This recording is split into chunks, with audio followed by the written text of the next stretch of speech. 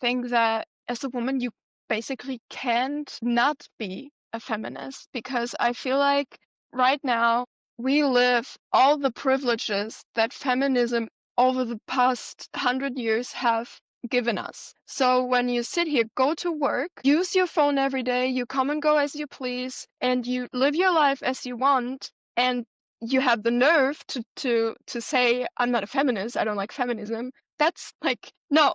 If you really say that you don't like feminism, give away all your rights, because like this is what feminism has done for you. After so many years, there's still this misconception as to what feminism is. If you are a person who believes in equal rights, then that's the idea of feminism. The basic concept is just that as women, we have the right to decide for ourselves what we want to do and we want to be.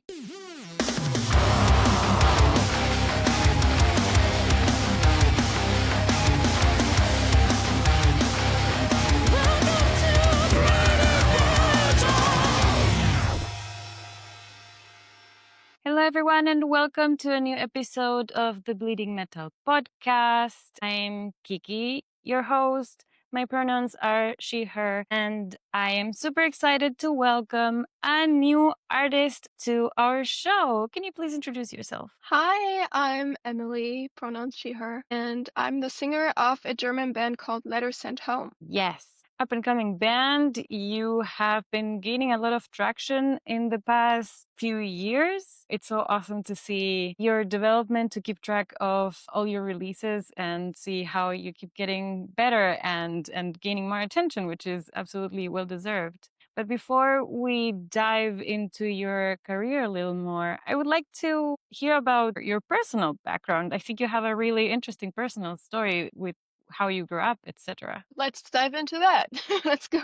I grew up in a really small town in Germany, and I grew up as a Christian, and I went to church like every Sunday, and that's also the first introduction I got to music, because I got to sing in church a lot. We had like a little band, I guess, and I didn't play any instruments, but I was always asked to sing, and I loved that. And then in school we had project week, it's kind of called in German. So like for a whole week, we didn't have any classes, but we could sign up for a project and then do that for a whole week. And what I did was singing. So with like a bunch of people, we learned a couple of songs and then also performed them at the end of this week in front of the school. That was like my second kind of introduction to music. And I was really, really shy at that point. I didn't like to sing in front of people. It was different in church because it was kind of a whole family and I knew everyone. And in school, I was really fucking nervous. I feel like maybe that's also a huge difference because in church, there's a different focus. You are focusing on the message and the meaning and obviously the religious connotation, the kind of prayer that it's supposed to be. And then in school, you're probably a little more focused on singing well, delivering a performance and getting to all of the right notes and pitches. Yeah, absolutely. No, you're 100% right. In church, it was never about my singing. It was just that everyone was singing along too. Like it was just me with the mic, but everyone was singing as well. So it was never me showcasing my talent or whatever. Right. Yeah, so you're absolutely right. Yeah, and then after that school project week, our guitarist Robin and a drummer that is not with us anymore, but he started the band basically. They contacted me and they were like, "Hey, do you want to sing in a band?" And I was like, "What?" I was 15 at that point, and then we kind of started out. Did some covers in the beginning. We played at like birthdays or whatever. And then Lara's our bassist, went to the US for a year when we were 16. We did like an exchange year. When we got back, we were like, okay, let's take this music thing a little bit more serious. And we started writing our own songs. And also when I got back from the US, I kind of left church and everything and left that life kind of behind me. So I concentrated fully on music and on the band. And that was when everything started getting more serious. And we met our new drummer, Louis, who is still our drummer today. Now we're here. Yeah, so wow, so many experiences already. How was the moving to the US part? Cultural shocks and I don't know, tell me everything. Culturally, the US is not that different from Germany, so I think it was not as bad for me because, like, I went on exchange with an organization called Rotary. It wasn't really expensive for me. It was like funding basically before I actually did the exchange. We had a bunch of organization weekends, so weekends where we met with each other, like all the students in our district, and we kind of prepared for the year. It was really fun because I got to meet a lot of people, and also I got to meet a lot of like different kinds of people because everyone wanted to go to a different country. There were people Mhm. going to, I don't know, Brazil, Vietnam, all over the world. So that was really, really cool. And I think for me going to the US, that was kind of like the most boring country to go to, but I always wanted to do that. So that's where I went. And then the biggest difference actually is that in the US, everybody is really, really, really nice to you at first, but they never really want to dig deeper. The first 2 weeks or so in school, everyone wanted to meet me and everyone wanted to talk to me and get to know me, but then they kind of grew bored. They were like, okay, I got it now. It was hard to actually make good friends, which I was lucky to do. I made a couple of really, really good friends. But I think here in Germany, when you're friends, you're like actually friends, you know? Yeah. So that was a big difference that like in the beginning I didn't really know if these people are actually nice to me because they like me or just because they're, I don't know, it's interesting to meet Mhm. someone from a different country for them. Then the whole high school life was really really different too, because we didn't have one class that we shared the whole day with. We had like more classes, so I had different people in every single class, and that also made it really, really difficult to actually get to know people because you only Mhm. spent like 1 hour a day with them and you didn't actually talk because you were in school. Right. And then also a big difference is that you can't really go out because there's no public transportation. Right. Unless you have a car and a driver's license, there's no way. You have to ask your parents to drive you everywhere. Yeah, and I was lucky because my host sister, she had a license, and we did a lot of stuff together because she was my age. Mhm. That's so nice. I don't know, but other than that, I think the culture is not or was not too different. Also, that was in 2016, so like a lot has happened since then. Right. That's true. The world has changed a lot. Mhm. Were you happy to come back, or did you also have a wish maybe to later go back to live there or study university in the States or maybe elsewhere abroad? I mean, I was really, really sad to go back because of all the people that I met and loved or still do. But I definitely never wanted to go live there forever. I think that's just because it's kind of fake. The US is just kind of fake. It's weird. I kind of just feel more comfortable here in Germany. I mean, I grew up Mhm. here, and everything. Also, the difference between poor and rich in the US is so, so, so big.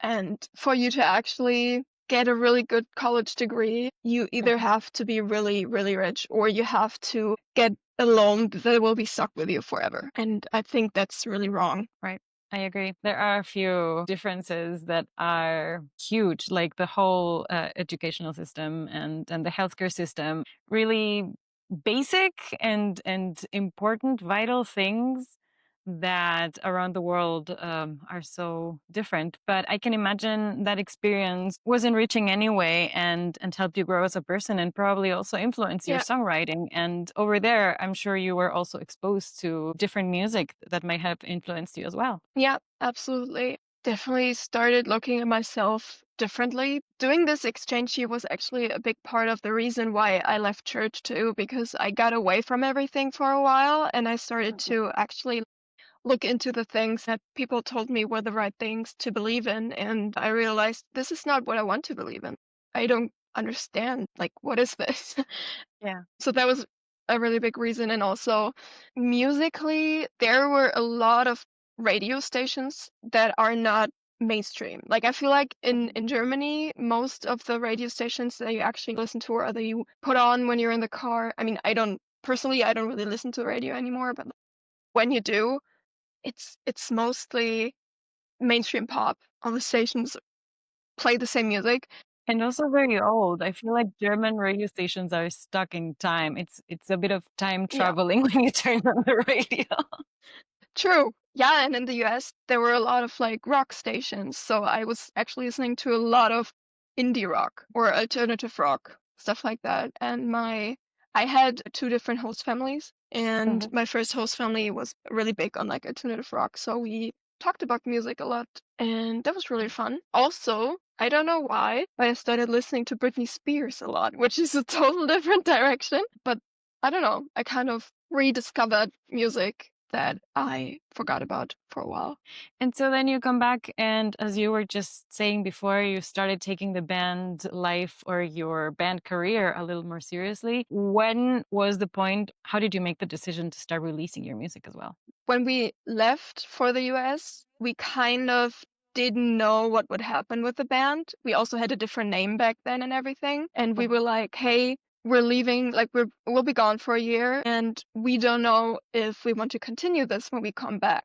But then when we got back, we were both really sure that we do want to do music and we realized we want to do it for real and we don't just want to do some covers because for me, I don't play any instruments, but for me telling stories was always a huge part of my life. When I was in like elementary school and also in high school and everything, I used to write short stories, for example. Wow. Or also I started writing a book, which I never finished, but I tried. And I used to sit in class and write on like a piece of paper just a short story. And every time I finished a page, I used to give it to my neighbor to read it, and then it got passed through the whole like class, and everyone read it. And I don't know, everyone always knew like Emily likes to write stories, and also Emily just likes to write. And when I had like a difficult time in my life, I started to write in journals and just started to write lyrics, but never with the intention to actually make music out of them, but Mhm. just to kind of put it out there and get it out. Sometimes I just started writing because I didn't really know what I felt, and I knew that if I try to write it down, it will make myself understand a bit better. Mhm.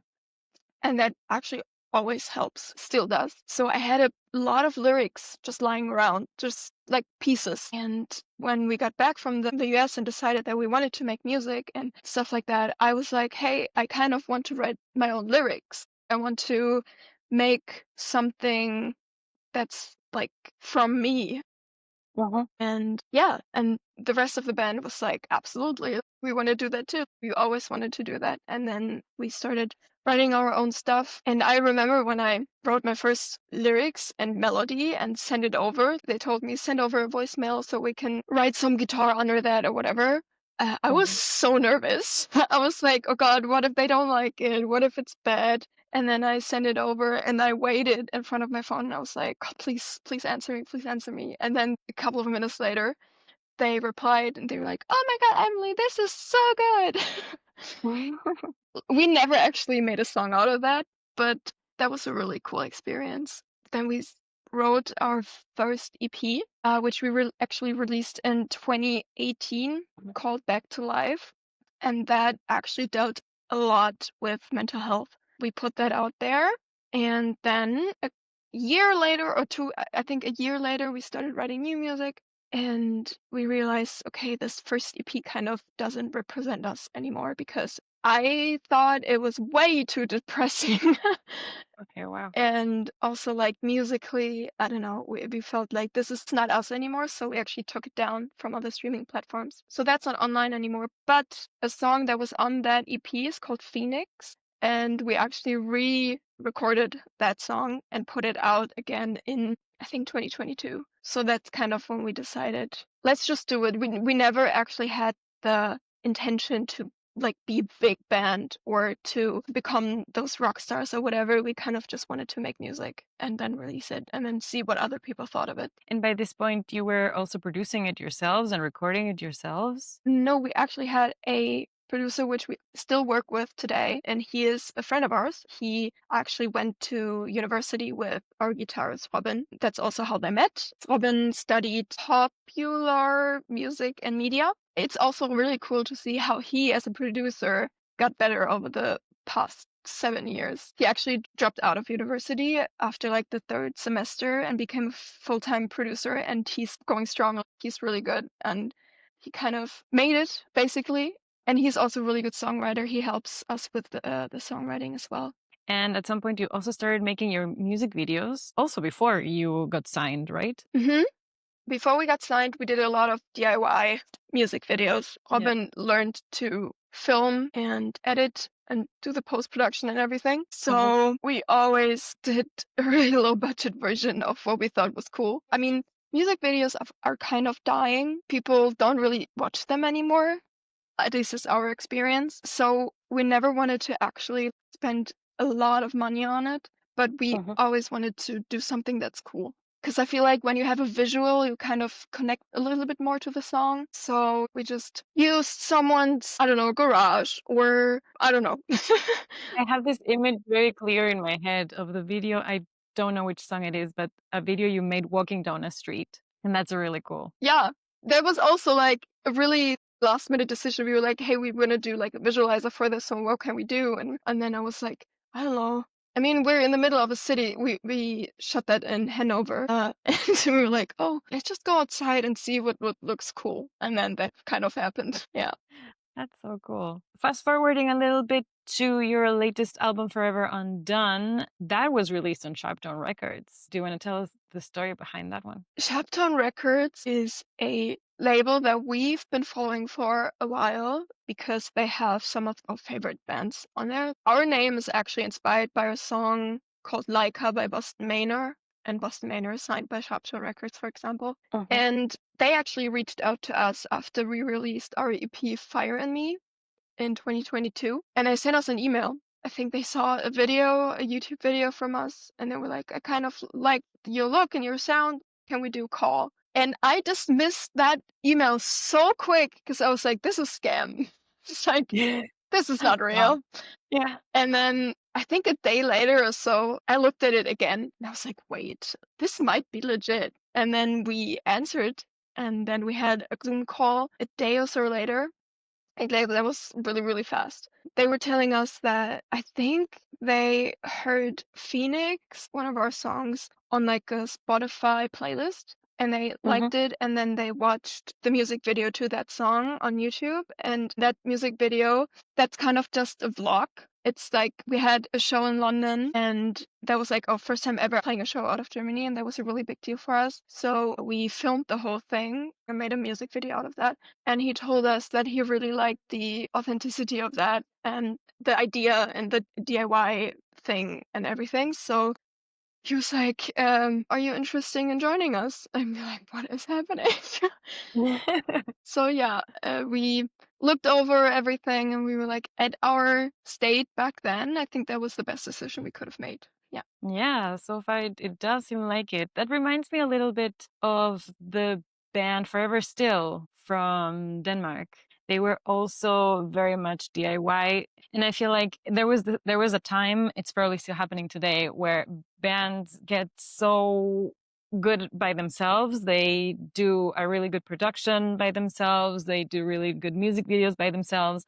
And then the labels just come by and are like, okay, you've done so much work. It's really good to see how it's working out for you. You released Forever Undone and came out with an extended version for it. I really like that one because of all of the collaborations, especially the collaboration with other women in metal and in the heavy music scene, like Luna Kills from here from Finland and Pentastone also from Germany, both bands that I also listened to a lot. So I was really impressed and really excited to see my favorite women in metal of the new generation working together. Me too. I loved it.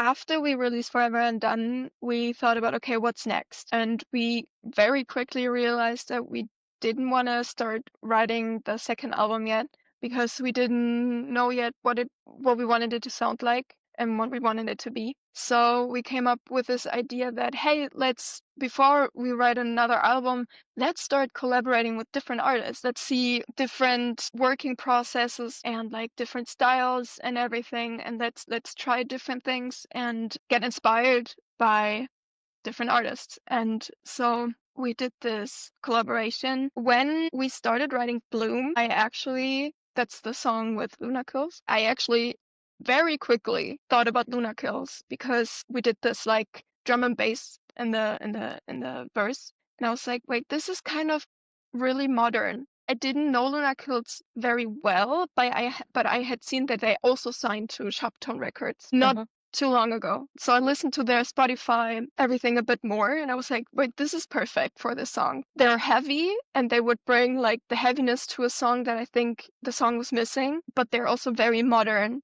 So that would also fit the song. And I also love Lotta's vocals and everything. I think Mhm. they're crazy. So Yeah. we reached out to them and we were like, hey, would you be up for this? So we had just the instrumental version. We didn't have any vocals yet or anything. And yeah, they were down and we had like a little Zoom call and talked about it and what the vision for it was. And then I sent over demos back and forth. And I remember we were on tour in spring with Enemy Inside, and they sent over the breakdown. The song, like the original song, didn't have the breakdown in it, and we told them like, whatever you want to do with the song, like feel free. Like it's not that we just want your vocals, we also want your songwriting. So if you have different Mm. ideas about the songwriting, about the instrumentals, please let us know. Mhm. And they were like, hey, we would love to write a breakdown, and we were like, fuck yeah, let's do that.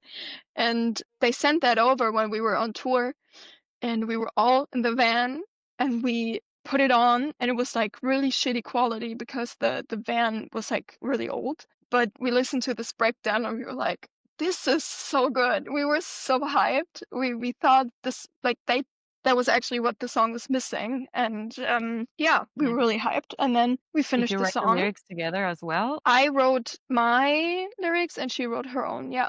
Oh, Yeah. wow, nice. So we talked about when we started writing the song, I kind of started singing a little bit along with what it could be, and the line "rip me open" kind of stuck with me, and I thought like the whole vision of it, like "rip me open," I think that kind of fits to the sound of the instrumental. And then I was like, "rip me open, like what kind of theme could that be?" And I thought that would really fit really well with like a toxic relationship kind of theme. And then I pitched that idea to Luna Kills, and they liked it. So we kind of just did our own thing then. That's so cool. And then let's dive into Wife Whore, the collaboration you did with Stone. I think that might actually be my favorite song we've ever wrote. I love that song so much. Wow. We had that instrumental lying around for a bit, actually. I think Robin wrote that when we just finished writing Forever Undone, so almost 2 years ago or something. Mhm. And he was like, okay, this is fine, but I don't know if that's it. And I always said, like, Robin, I love this. Like, I love the atmosphere of it. I think we could make something really, really great out of this. So I kind of pressured him into actually going to the studio and making something out of this demo. I don't even know what we actually changed about that, but we changed a little bit in the studio with our producer, and then I was like, well, wait, this is perfect for like a female rage song. And a couple days earlier, I posted an Instagram post and the caption was, hey, what should I write about? And Lou from Pentastone commented and she was like, female rage. When we listened to this instrumental demo, immediately I thought, I need Lou on this. Mhm. I want her to be part of the song. And then I started writing the lyrics when we were in the studio. I wrote like the first verse and the chorus. Then I already recorded it and everything. And then I sent that version to Lou and I told her, hey, I think you would be perfect on this track. Would you like to jump on it? And she basically immediately replied and was like, yeah, let's do it. And then a couple of weeks later, she came to the studio and we recorded her vocals together, did like a little ad libs and whatever. And then I think even a couple of weeks later, we did like a whole content shoot day and everything. This song wouldn't be as good if she wasn't on it, like for real. Because like her screams and her emotions, it just makes this whole rage part so much more present. Yes, absolutely. I love to see women in heavy music come together, and especially when we are bringing topics of feminism and of harassment to the table, things that need to be spoken out and need to be addressed. I loved when Future Palace got Charlie Roof from As Everything Unfolds. We talked about the song with Future Palace vocalist Maria Lessing, and she was telling us about how for her feminism is just common sense, and she thinks herself as a feminist, and it's like this very obvious, very natural thought idea Hmm. philosophy that we are all humans and deserve the same rights and equality. What are your thoughts on that? I agree. I think that as a woman, you basically can't not be a feminist because I feel like right now we live all the privileges that feminism over the past 100 years have given us. So Yes. when you sit here, go to work, use your phone every day, you come and go as you please, and you live your life as you want, and you have the nerve to say, I'm not a feminist, I don't like feminism. That's like, no, if you really say that you don't like feminism, give away all your rights. Cause like, this is what feminism has done for you. After so many years, there's still this misconception as to what feminism is. If you are a person who believes in equal rights, then that's the idea of feminism. The basic concept is just that as women, we have the right to decide for ourselves what we want to do and what Yeah. we want to be. Yeah. And I feel like you can't not agree with that as a woman. True. And that's what you were saying as well. The power of decision is what we want to achieve as feminists, and also without being judged. Because, okay, sure, in theory, we are allowed and able to do everything, but then we are under constant criticism and judgment from the Yeah. media, from people all around us, sometimes from our own friends and family. So it's the power of deciding and making your own conscious decisions. And then you can work all the time. You can choose motherhood. You can choose both. You can choose all of the more Hmm. traditional gender roles and all of the more progressive gender roles. You can do whatever you want. That's what we want. We just want to do whatever we want. Exactly. I hate when people say, "Well, yeah, but I want to be like a housewife. I want to stay home with the kids." Yeah, then you should do that. If you Uh-huh. want to do that, then that's your right and that's your decision. That's totally fine if you want to do that, but it's about the decision. It's about that you don't have to do that. Exactly. Yeah. But that's also what like a wife or whore is a lot about this. You can either be a wife or a whore. You can be either this housewife and staying at home and be like a mother and whatever and be this perfect little wife and woman, or you're a slut by society and you're, I Uh-huh. don't know, you're sleeping around and you're wearing clothes that are too tight and too short and whatever, and it's always like the extreme. It's always, and no matter what we do, we're doing it wrong. We can't There's win. no right way. Yeah. Yeah, you can't win. Yeah. Exactly. Yes. We were also talking about this with a guest several months ago nowadays with a sociologist. And she has been on the podcast twice already talking about metal and gender issues. Dr. Anna Rogers, and we were analyzing how the heavy music went from women in gothic rock and metal a few decades ago, the nice voices in contrast to the brutal growls of the men. And nowadays, women are doing the harsh vocals, and women are writing songs about that with the rage we need to express sometimes because this world can be so unfair. And at the same time, we also have men in bands like Bad Omen, Sleep Token, kind of crying about their broken hearts. And everything is perfectly fine. It's just really interesting to see those dualities and those extremes, how they have been developing in the past few decades, and how the moment in time and geopolitics right now really needs us women to stand up for each other and to reclaim our rights not be taken away, because that Yeah. is a real danger. Yeah. I Yeah. think that's a really interesting observation. True. Yeah. Yes. Thank you so much for all the insight that you have given us today. Tell us a little bit more about the tours that you've been doing, the tours that you are about to do, everything you are promoting right now. We've been touring a lot these past like 2 years as a support band. We've supported so many great bands from like yours truly, you went to the concert. Yeah. Honey Revenge, also a great pop rock band from America. Enemy Inside, Shoreline, like so many different kind of music too, from pop punk to metal to whatever. And we actually just got back home from our last tour last Friday, where we supported From Fall to Spring, a German new metal band. A great band. Like seriously, I think one of the most promising metal bands in Germany right now, my Mhm. opinion. And also we were three bands. It was them, us, and then also Sidekicks, a band from Finland, which we've also loved since we started making music actually. It was funny, one day we sat in the backstage and we were talking about where we like first saw each other, because they knew about us, we knew about them, and then we looked in our DMs and we actually DM'd them via Instagram in like 2018, and it was like the most Wow. cringe message ever.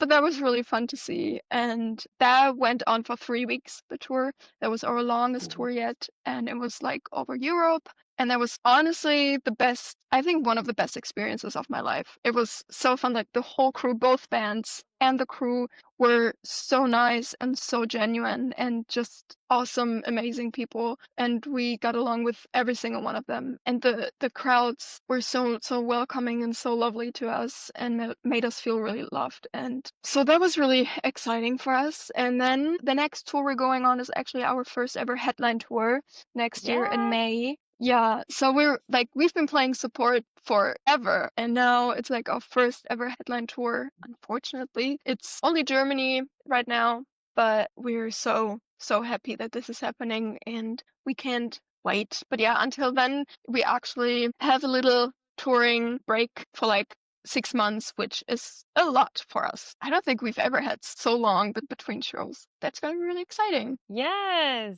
that's amazing. Yes, everyone, check out Letter Sent Home and their latest album, Forever Undone Extended Edition, for sure. And if you're in Germany, don't miss out on those live shows. You're a really good live band as well. I had the Thank you. pleasure of seeing you last year in Hamburg, and I just loved the moment you were the one to initiate a little mosh pit. So that was amazing, and it was a lot of Sometimes you fun. just gotta give the people a little nudge, you know? Yeah. Sometimes.